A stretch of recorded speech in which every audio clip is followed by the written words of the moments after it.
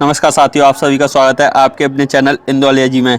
दोस्तों आज हम लेकर आए हैं आपके लिए टॉप 10 क्वेश्चन सीरीज़ की सीरीज नंबर 3। दोस्तों आपको पता है कि इसमें हम टॉप 10 मैथ के क्वेश्चंस को सॉल्व करते हैं।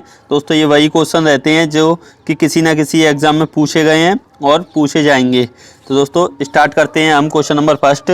तो क्वेश्चन नंबर फर्स्ट दिया हुआ है, यदि x अनुपात y अनुपात z बराबर 3 अनुपात 4 अनुपात 5 और x plus y plus z बराबर 96 है तो z का मान कितना है। तो दोस्तों हमको z का मान निकालना है। तो कैसे निकालेंगे, x अनुपात y अनुपात z कितना दिया हुआ है, 3 अनुपात 4 अनुपात 5। अब इन सब का योग कितना, 96, और यहाँ पर योग करेंगे तो कितना हो जाएगा, ये 12, यानी 12 यूनिट कितने के बराबर हो जाएंगी, 96 के बराबर। तो कितने गुना ज़्यादा हो जाएंगी, इसका हम इसमें डिवाइड कर देते हैं और हमको पता चल जाता है कि कितने गुना ज़्यादा हो जाएगी, यानी कि 8 आ जाएगा। तो 8 गुना ज़्यादा हो जाएगा योग। तो इसी प्रकार z का मान कितना दिया हुआ है यहाँ पर, 5। तो 5 ना होकर ये भी 8 गुना ज़्यादा हो जाएगा, यानी कितना हो जाएगा, 40। यानी ऑप्शन बी इसका सही आंसर हो जाएगा, 40। तो दोस्तों इसका आंसर चेक करते हैं। तो ऑप्शन बी इसका सही आंसर दिया हुआ है, 40। दोस्तों आप हमारे चैनल पर पहली बार आए हैं तो चैनल को सब्सक्राइब जरूर कर लें और वीडियो को लाइक भी कर दें। तो चलते हैं क्वेश्चन नंबर 2 की ओर। तो क्वेश्चन नंबर 2 दिया हुआ है, ए बी तथा सी का औसत 9 है, बी तथा सी का औसत 10 है, ए का मान कितना है। तो दोस्तों ए प्लस बी प्लस सी बटे 3 बराबर कितना हो जाएगा, 9। औसत कैसे निकालते हैं हम, सभी संख्याओं का योग और बटे कितनी संख्याएं उनकी संख्या नीचे लिखते हैं और बराबर में औसत आ जाता है हमारा। इसी प्रकार a प्लस बी प्लस सी कितना हो जाएगा, ये 3 का मल्टीप्लाई इधर हो जाएगा तो 27 हो जाएगा। अब आगे क्या कह रहा है, b तथा c का औसत 10 है। तो b तथा c का औसत यानी दो संख्या है तो 2 का डिवाइड बराबर 10, यानी b प्लस c कितना हो जाएगा, 20। अब इसमें a पूछ रहा है तो दोस्तों हमको ये पता है a प्लस बी प्लस सी बराबर 27 है और b प्लस सी बराबर 20 है। तो यहाँ से a का मान आ जाएगा। तो यहाँ पर हम b प्लस सी की जगह 20 रख देंगे तो a बराबर क्या हो जाएगा, ये इधर चले जाएंगे, 27 माइनस 20, 27 माइनस 20 करेंगे तो 7 आ जाएगा, यानी a का मान कितना आ जाएगा, 7। ऑप्शन डी 7 इसका सही आंसर है। तो दोस्तों चेक करते हैं इसका आंसर। तो ऑप्शन डी इसका सही आंसर दिया हुआ है, 7। तो दोस्तों चलते हैं क्वेश्चन नंबर 3 पर। तो क्वेश्चन नंबर 3 दिया हुआ है, ए वह 3 अंकों की सबसे छोटी संख्या है जो 3, 4 तथा 5 से विभाजित करने पर क्रमशः 1, 2 तथा 3 शेषफल देती है। ए के अंकों का योग कितना है। तो दोस्तों हमको क्या करना होगा, जिन संख्याओं से विभाजित होती है उनका पहले एलसीएम निकाल लेंगे, लासा निकाल लेंगे। 3, 4 और 5 का लासा कितना हो जाएगा, तो दोस्तों ये हो जाएगा हमारा 60। कितना हो जाएगा, 60। लेकिन 60 एक 2 अंक की संख्या है तो इसमें हम 2 का गुणा कर देंगे तो ये 3 अंक की संख्या हो जाएगी, 120 हो जाएगी। यानी कि 3, 4, 5 से जब भाग देंगे तो 120 में पूरी तरीक़ा से भाग चला जाएगा। और अब हमको क्या कह रहा है वो, 1, 2 तथा 3 शेषफल बचे, यानी 3 से भाग दें तो 1 शेषफल बचे, 4 से भाग दें तो 2 बचे और 5 से भाग दें तो 3 बचे। यानी कि 3 में से 1 को घटाना है तो कितना बचेगा, 2, और 4 में से 2 को घटाना है तो कितना बचेगा, 2, और 5 में से 3 को घटाना है तो कितना बचेगा, 2। तो इसी प्रकार जब 2 2 आ गए ये सभी में तो 120 में से भी 2 हम घटा देंगे तो कितना आ जाएगा, 118। तो 118 सबसे छोटी 3 अंक की संख्या है जो 3, 4, 5 से भाग देने पर 1, 2, 3 शेषफल देगी। तो दोस्तों इनकी संख्याओं का योग पूछ रहा है। तो 1 प्लस 1 प्लस 8 बराबर कितना हो जाएगा, 10, यानी ये हो जाएगा 10। तो दोस्तों यही हमारा सही आंसर है, 10। तो चेक करते हैं आंसर को। तो ऑप्शन बी 10 इसका सही आंसर है। तो दोस्तों चलते हैं क्वेश्चन नंबर 4 की ओर। तो क्वेश्चन नंबर 4 दिया हुआ है, पाइप ए किसी खाली टैंक को 11 घंटे में पूर्ण रूप से भर सकता है। पाइप बी इस पूर्ण रूप से भरे गए टैंक को 15 घंटे में खाली कर सकता है। यदि दोनों पाइपों को एक साथ खोला जाता है तो खाली टैंक कितने समय में भरेगा। तो दोस्तों ए कितने में, 11 घंटे में भर रहा है और बी 15 घंटे में खाली कर रहा है। तो इन दोनों का जब हम लासा निकालेंगे तो कितना हो जाएगा, तो दोस्तों ये हो जाएगा हमारा 165, यानी कि 165 लीटर की टंकी मान लेते हैं हम। तो ये 1 घंटे में कितना पानी भर देगा, 15 लीटर, और ये 1 घंटे में कितना निकाल देगा, 11 लीटर। यानी उस टंकी में पानी कितना जा रहा है, तो 15 लीटर तो ए भर दे रहा है और बी 11 लीटर निकाल दे रहा है, तो उस टंकी में 4 लीटर ही पानी बच रहा है। 1 घंटे में 4 लीटर पानी बच रहा है, तो 165 लीटर कितने घंटे में भर देगा, यानी 165 में 4 का डिवाइड कर देंगे हम। तो दोस्तों जब इसको डिवाइड करेंगे तो ये 41 सही 1/4 इतना घंटे लगेंगे हमको। 41 सही 1/4 घंटे। अब इसमें ऐसा ऑप्शन कुछ नहीं है दोस्तों, 41 घंटे है तो ऐसे हम लगा सकते हैं इसको, लेकिन हम मिनट कैसे निकालते हैं, तो ये 1/4 जो दिया हुआ है इसमें हम 60 का मल्टीप्लाई कर देंगे तो ये आ जाएंगी 15 मिनट, यानी ऑप्शन सी हमारा सही आंसर हो जाएगा। तो चेक करते हैं इसका आंसर, तो ऑप्शन सी इसका सही आंसर दिया हुआ है 41 घंटे 15 मिनट। जब हमको मिनट निकालनी हो, जैसे कि 41 सही 1/4 दिया हुआ है, तो 41 तो घंटे हो गए। अब मिनट कैसे निकालें, जो 1/4 है इसमें 60 का डिवाइड कर देंगे, 7 का मल्टीप्लाई कर देंगे तो दोस्तों ये कट जाएगा 15 से, तो 15 मिनट हो जाएंगी। तो चलते हैं क्वेश्चन नंबर 5 की ओर। तो दोस्तों क्वेश्चन नंबर 5 दिया हुआ है, ए ने किसी वस्तु को 15% लाभ पर 1495 में बेचा। उसने एक अन्य वस्तु खरीदी जिसका लागत मूल्य पहले खरीदी गई वस्तु के बराबर है। उसने इस नई वस्तु को 10% के लाभ पर बेचा, तो ए ने कुल कितना लाभ कमाया।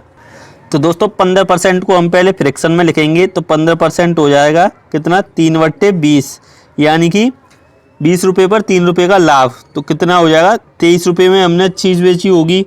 20 रुपये की चीज़ पर 3 रुपये का लाभ होगा, तो 23 रुपये में बेचेंगे। तो कितने में बेची हमने 1495 में, 1495 रुपये में, यानी कितने गुना ज़्यादा हो गई है, ये हो गई 65 गुना ज़्यादा। तो जो वस्तु का लागत मूल्य था वो 20 यूनिट था, यानी 65 गुना ज़्यादा हो जाएगा, तो कितना हो जाएगा 1300। तो कितना लाभ हो गया यहाँ पर हो गया 195 रुपये का लाभ। अब क्या बोल रहा है वो अगली लाइन में कि जो पहले खरीदी गई थी वस्तु उसी के बराबर दूसरी वस्तु खरीदी है, यानी 1300 रुपये में, और उस पर 10% का लाभ लिया है, यानी 10% निकालेंगे इसका, तो कितना हो जाएगा ये 130। अब कुल लाभ कितना हो जाएगा 130 रुपये यहाँ पर लाभ हो गया, और 195 रुपये यहाँ पर लाभ हो गया, तो इनको जब जोड़ेंगे तो कितना हो जाएगा 325, यानी 325 हमारा सही आंसर हो जाएगा। तो चेक करते हैं इसका आंसर, तो ऑप्शन डी इसका सही आंसर दिया हुआ है। तो चलते हैं क्वेश्चन नंबर 6 की ओर। तो दोस्तों क्वेश्चन 6 दिया हुआ है, किसी ठोस अर्धगोले का व्यास 35 सेंटीमीटर है, उसका कुल तल क्षेत्रफल कितना है। तो दोस्तों अर्धगोले का व्यास 35 है, तो उसका कुल तल क्षेत्रफल कितना है।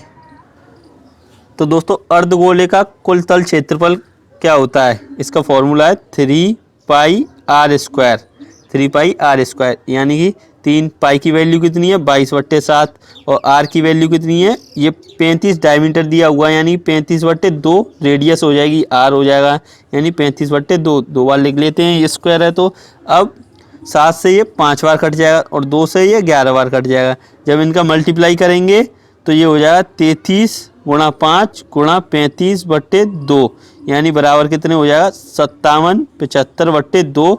जब इसको सॉल्व करेंगे तो ये आ जाएगा हमारा 82887.5, यानी 2887.5 सेंटीमीटर स्क्वायर।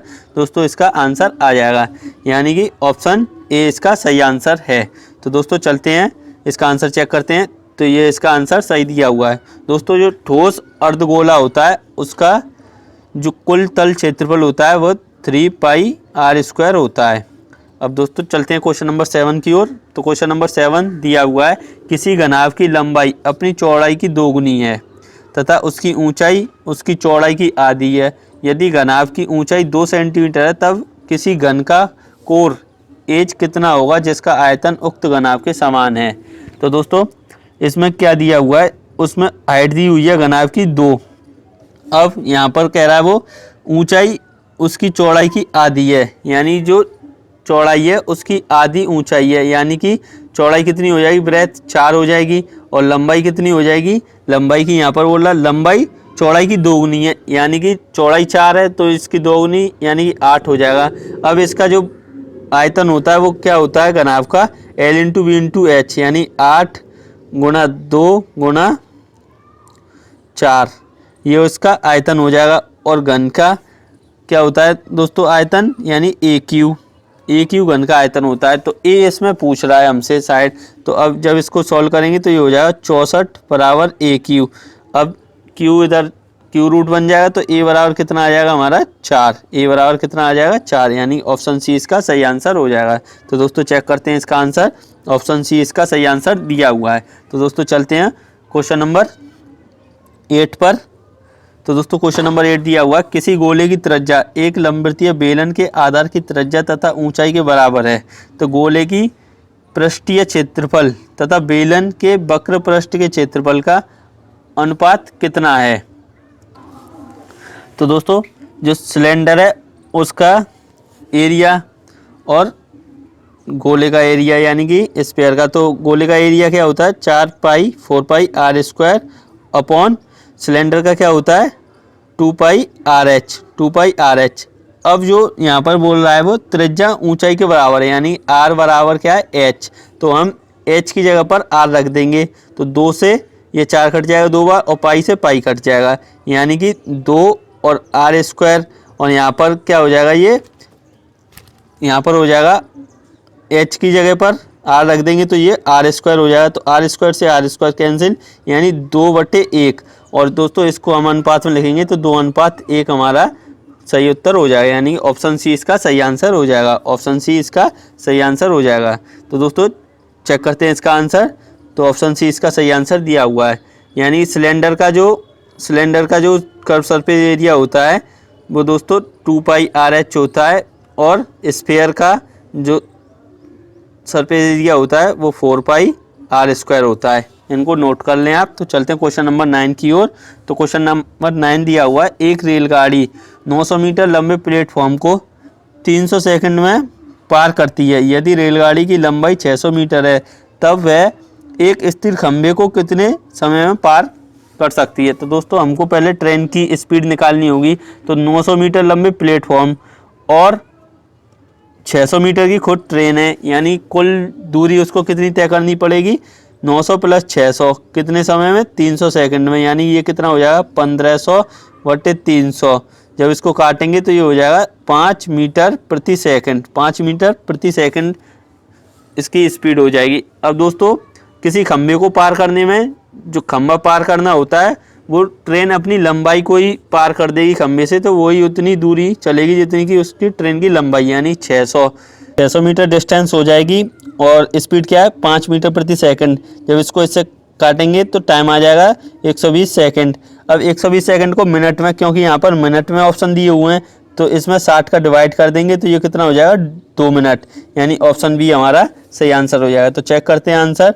तो दोस्तों ऑप्शन बी इसका सही आंसर दिया हुआ है। जब ट्रेन किसी प्लेटफॉर्म को पार करती है या किसी ब्रिज को पार करती है तो ब्रिज की लंबाई प्लस ट्रेन की लंबाई दोनों को पार करना होता है। और दोस्तों जब किसी खंभे या किसी व्यक्ति को पार करती है तो ट्रेन अपनी ही लंबाई जितनी दूरी कवर करती है। तो दोस्तों चलते हैं क्वेश्चन नंबर 10 की ओर। वार्षिक रूप से संयोजित किसी राशि को चक्रवृद्धि ब्याज पर निवेश किया जाता है जो 3 वर्षों के बाद बढ़कर 1000 रुपये तथा 4 वर्षों के बाद 1100 रुपये हो जाती है। प्रति वर्ष ब्याज की दर कितनी है, यानी 3 वर्षों में 1000 हो गई और 4 वर्षों में 1100 हो गई, यानी यहाँ कितने समय का अंतर आया 1 वर्ष का। जब इनको हम काट लेंगे तो ये 10:11 हो जाएगा, यानी 10 रुपये पर कितने बढ़े 1 रुपये ब्याज बढ़ी। 1/10 गुणा 100 कर लेंगे परसेंटेज के लिए तो ये हो जाएगा 10%, यानी ये हो जाएगा हमारा 10%। तो 10% इसका सही आंसर हो जाएगा ऑप्शन बी 10%। तो दोस्तों चेक करते हैं इसका आंसर। तो ऑप्शन बी 10% इसका सही आंसर दिया हुआ है। तो दोस्तों ये थे आज के टॉप 10 क्वेश्चंस। तो आपको कैसे लगे वीडियो के कमेंट में जाकर बताएं और वीडियो को लाइक करें और ज़्यादा से ज़्यादा शेयर करें और दोस्तों चैनल को सब्सक्राइब जरूर कर लें। Thank you, all the best.